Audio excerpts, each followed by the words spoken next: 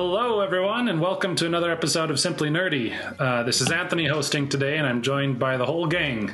Hello. Hello. We're in a gang. Cool. Well, so what we wanted to do with today's video is kind of do a discussion for the games we really enjoyed from this year that didn't make the list for our discussion last time. Now, as you recall, the criteria wasn't necessarily that we didn't include games we didn't like, but rather it had to be games that at least two of us have played. So there's a couple games that only one of us have played that came out this year that are or received updates, compelling updates this year that we thought we wanted to kind of give some more discussion. So that's what this video is all about. Maybe Steven, should we start with you?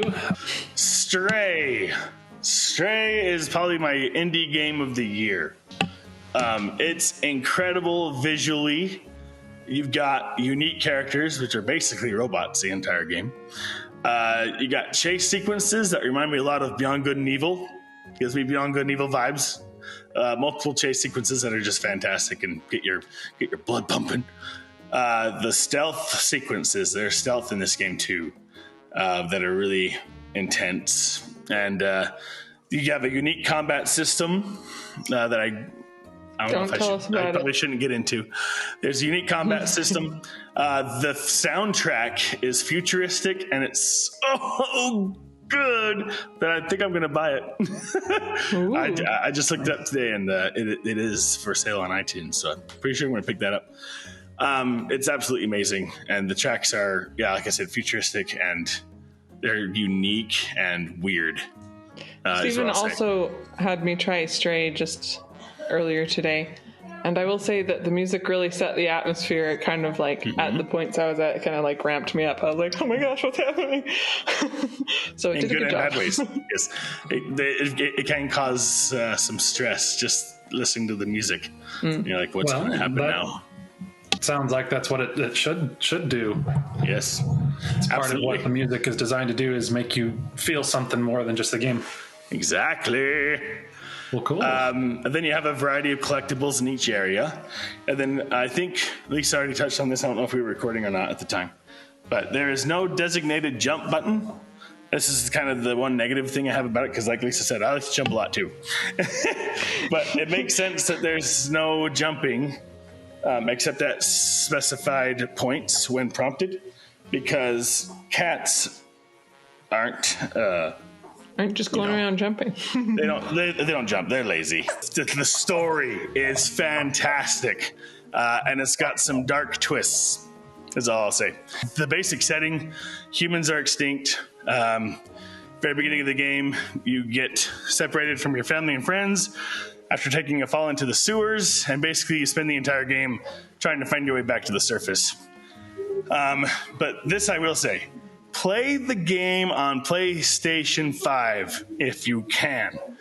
The PlayStation 5 controller enhances the user experience and immersion in many ways. By pressing the O button, you can meow at any time, and the sound of the meow comes from both the TV and the controller speaker. And you can do it as many times as you want. Meowing very much enhances the user experience. It does, especially for Lisa. In case that wasn't clear. Just wandering around meowing so I could hear myself meow. And every meow is different. It's not the same meow. There's a different meow for every situation that you're in. If the cat's in peril, the meow sounds different. If you're relaxing, the meow is different. If depending on where you're at. But yeah, to Steven's point, it is fun that they utilize like the controller effects to make it fun, where like you said, it comes from the controller and the speakers. There's several things that are cool about the controller, like it gives you a lot of fun haptic feedback. Yes, it does. Yeah, the haptic feedback is amazing when you scratch surfaces specifically. You can scratch rugs also when and you trees. Die, which I don't want to know. And also when you die, you feel the cat's heartbeat when you're dying. It's really sad. When you find a resting area, the cat will purr, and the controller rumbles just like the real cat purring. Like it feels exactly the same. And then as the cat's purring, the camera will pan out as you're laying there sleeping and purring. The camera pans out and shows you an overview of the area that you're in, and it's just a beautiful scene every time. That you just and you can hear the music. The music kind of fades out as you get further and further away, as it pans out farther and farther till it's like pretty decent distance from where you're at. But you can still hear the music. You can still hear the purr. You can feel the purr the whole time. Oh, it's so good. I don't remember if this is true or not, so I put question marks. But I'm pretty dang sure that the controller shakes with the bass of a song playing when you enter a bar at one point in the game. Like you can feel the subwoofer in your controller as you're walking through this bar. So they used the controller. They used the functionalities that the controller gave to make the game more immersive, and it just entirely makes the user experience incredible. And that's why Steven thinks you should play it on PS5. Absolutely play it on PlayStation 5 if you can. That's all I got to say. That's all I got. Sorry, guys. I'm done. And the last thing I'm going to say about it, last thing I'm going to say about it is that it seems like they really gave a lot of thought and love to the cat acting as a cat, like its animations and stuff and its interactions with things and other cats. So I really liked that personally. So yeah, that's the last thing I'll say. Yeah, Stray is one of those ones I haven't played at all yet, but I want to at some point. It just looks like a fun, unique game. So I'm afraid I'm going to have to buy it. No. I convinced her. Yeah. I'll probably pick it up one of these days too. It seems like an easy to fit into a backlog kind of game. I've heard it's like 5 to 10 hours maybe. 5 hours. About 5 hours. But sometimes bite-sized games are nice. They are really nice. There's only been like one game I've played that no one else here has, and that's Return to Monkey Island. I've been a Monkey Island fan for a long time, and so I actually haven't beaten Return to Monkey Island, but I've played enough to be happy to be back in that world, and it has the voice actors. It has the same voice actor from Curse of Monkey Island. Oh, really? Yeah, the only person that can be Guybrush. I agree. So, yeah. Another thing I want to say about it is I actually bought it on the Switch, and even though I've played all the others on PC, because they did adapt the way it works to work well with the controller. You know, I played some point and click games where they pretend it's on a PC still. You have to like drag around the mouse cursor with the controller, and that's never great. But they didn't do that in this case. Your control stick moves your character around, and also the way that you can just interact with various objects. They did it well. So it's a good game. I'm excited to finish it. And that's my honorable mention. The game I'm going to talk about is Genshin Impact. Yeah, yeah, I have to admit, there's a lot of things I really like about it, and a lot of things that kind of grind my gears. But for the most part, I like it, and I like a lot of the characters. I'll just say that. First, I'll say some things that I don't love, and that's like the gacha system and how they try and work on your FOMO to get you to spend. Well, the funny thing is that they create ways to stop you from spending too much time farming, and then they create FOMO for events and stuff. So it's like they're trying to get you to play, and they're trying to get you to take a break, which feels interesting sometimes. However, I can respect trying to get people to take a break, and the FOMO one I don't love as much, but you can just ignore it. It's just a game. But anyway, so things that I like. When I joined it, I have to admit I was joining it primarily because I was curious, and because there were some handsome guys in the characters. But I've been surprised at how much I've enjoyed the story, so that's been a lot of fun. And there's actually quite a bit to the combat that is somewhat nuanced, I guess, in my opinion, and it's kind of fun to learn and like get all the things to work together to give you good damage. So you like the music? Oh, I love the music so Lisa's much. Past several months, Lisa, if she's going to share any music with us, it's going to be a Genshin song. Sorry. No, guys. In my opinion, you should try and play the game free to play. Don't feel like you have to spend money on the game. There's a lot of people that say that like you do not need to pay money to enjoy or do well in the game. Like, you can beat everything with all the characters that you get for free. But for me, who is weak to the handsome characters that they release sometimes, I have spent some money, and when I do, I'm always like, I'm paying for that orchestra that they hired.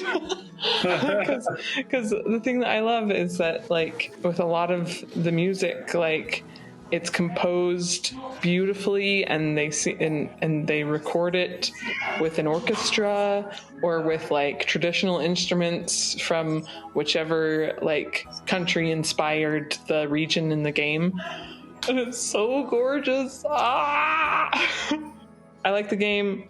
I really want them to voice act the Traveler. Just come on, MiHoYo, you make a lot of money.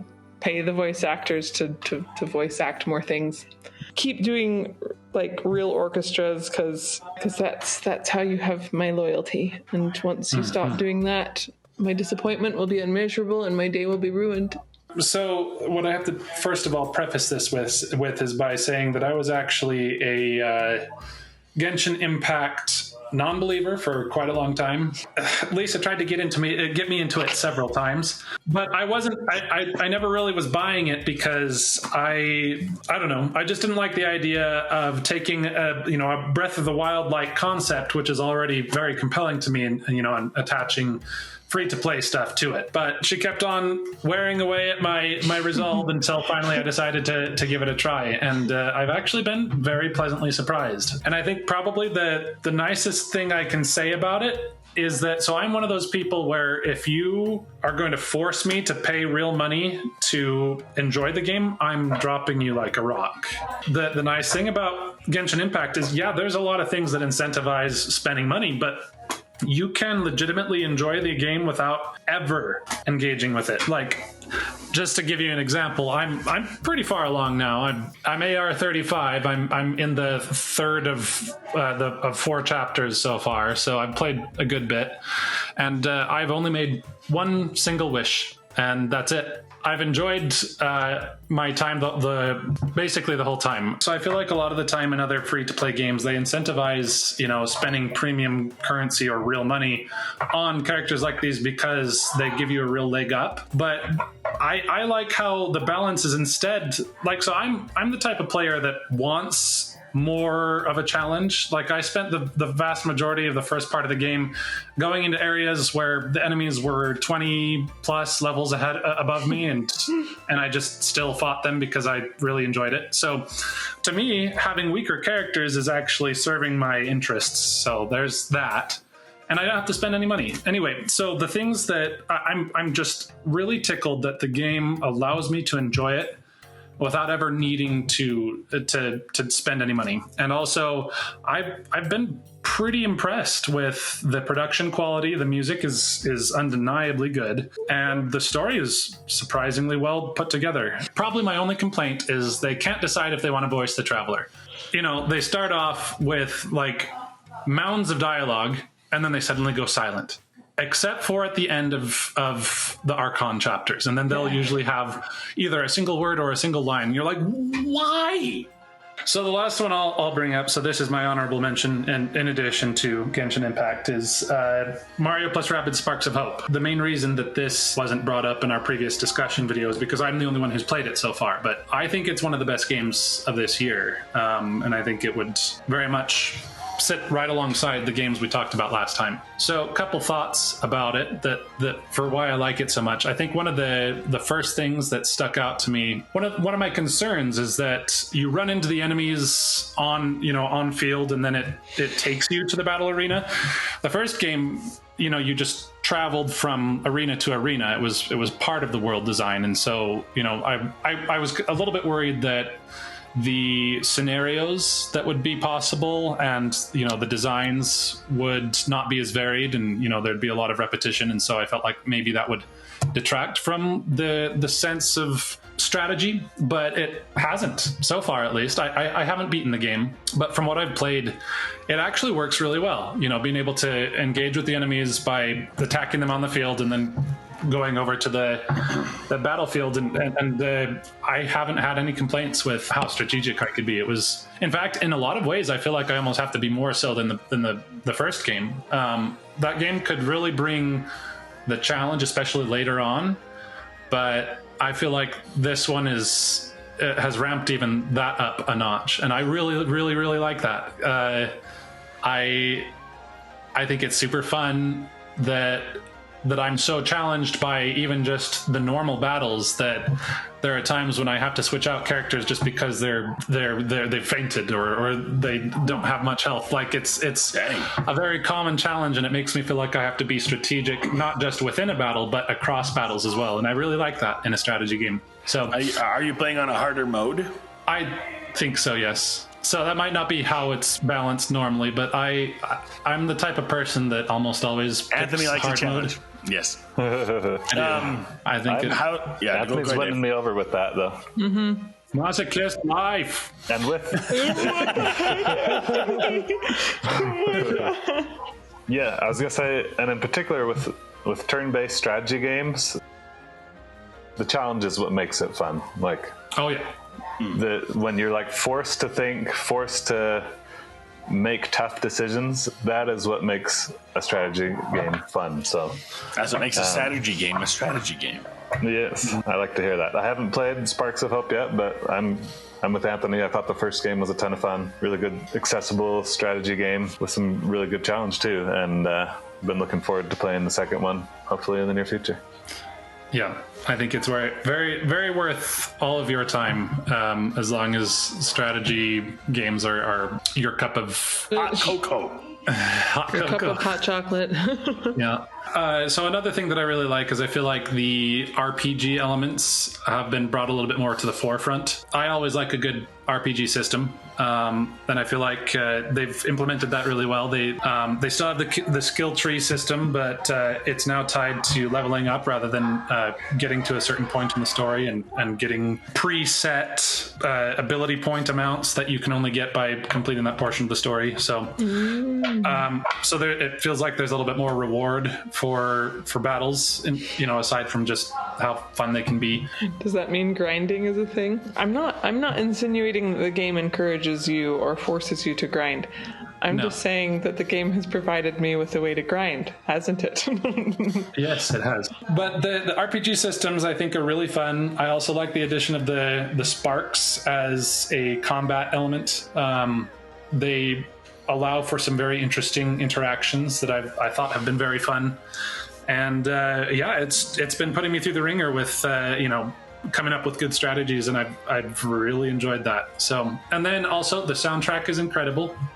So far, I haven't gotten far, but I mean, it's got 3 legends working on it: Grant Kirkhope, Gareth Coker, and Yoko Shimomura, I believe. Oh my gosh. Yeah, so like... That's a lot of people that I recognize their names.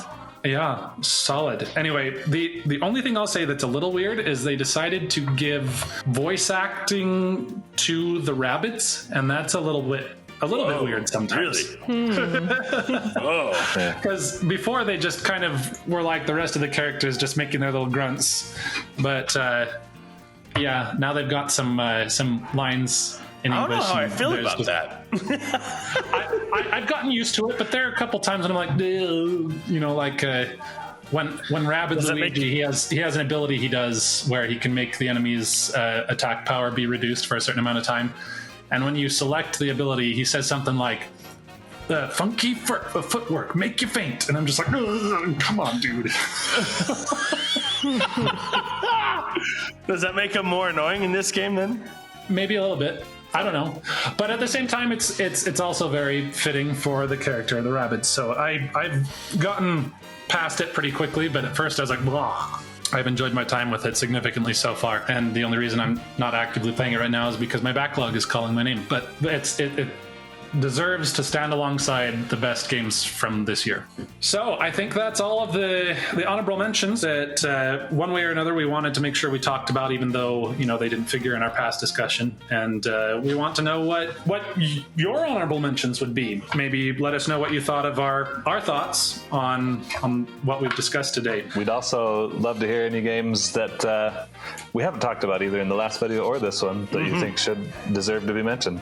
And don't forget to have a Merry Christmas and a Happy Holiday Season as well. Yeah. Well, thank you for joining us for this episode. And if you enjoy our content, please give us a like and consider subscribing to our channel and ringing that bell so that you can get more of our content more readily. And it really helps us out. We'd really appreciate that.